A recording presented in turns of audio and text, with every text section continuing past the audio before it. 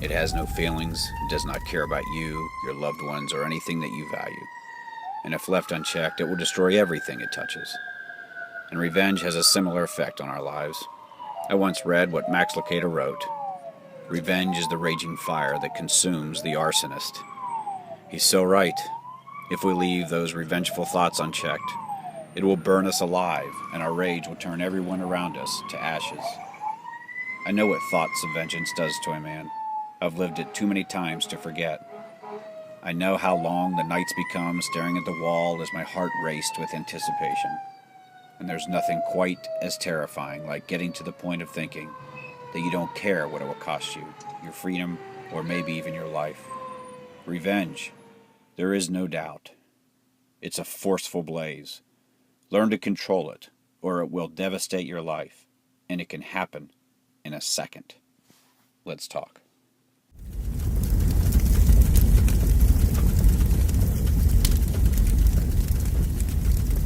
A few weeks ago in Milwaukee, a tragic accident happened as a 2-year-old little boy walked onto a street during a birthday party.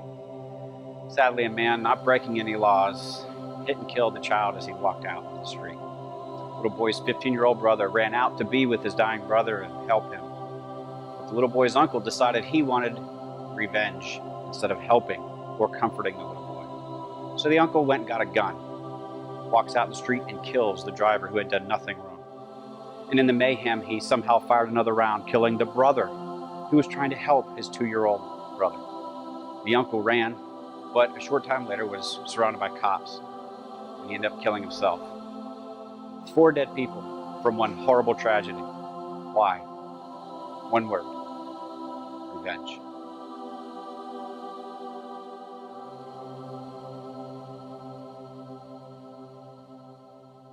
I've had my share of knocks, sure.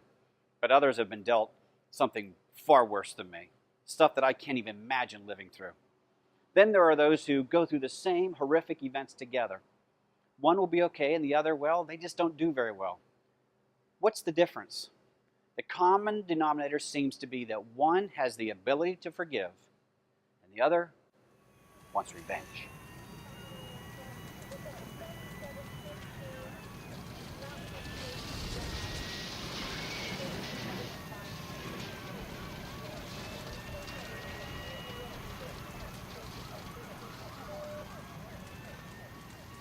Each one of these tools has a job, a purpose. Every shift they are tested, and very often they train with them so they know how to use them when it really counts, when it's an emergency.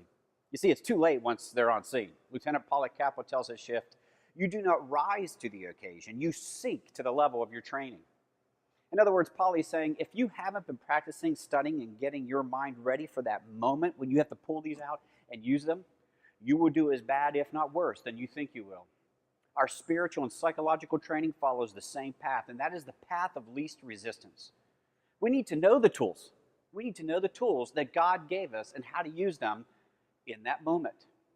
So to really understand the full set of tools God gives us, we need to go back and read the whole chapter. But here are a few things God says to do instead of acting out of a vengeful attitude. Love your enemies. That is not easy. Another way is to bless your enemy. That is to pray for them to do well. You could be humble and show them honor. They did wrong, but so have you in the past.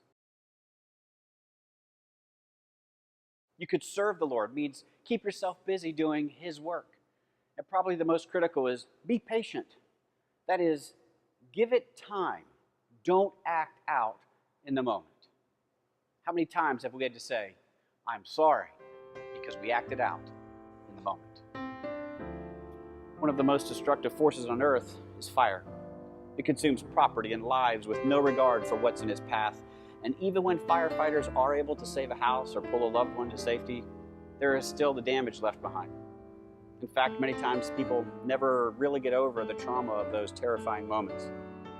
And all of that damage is often started by just one spark. It seems that our relationships are tinderboxes as well, primed for a spark to burn them to the ground. One wrong word, one wrong look, and the whole thing ignites like a powder keg. And all too often, that spark that started it all is revenge. But you can do it differently. You can use God's tools to survive, and then continue to exercise those tools so that you can then thrive, so that you're no longer just getting by, but you're doing very well through it. You see, you have free will. I have free will.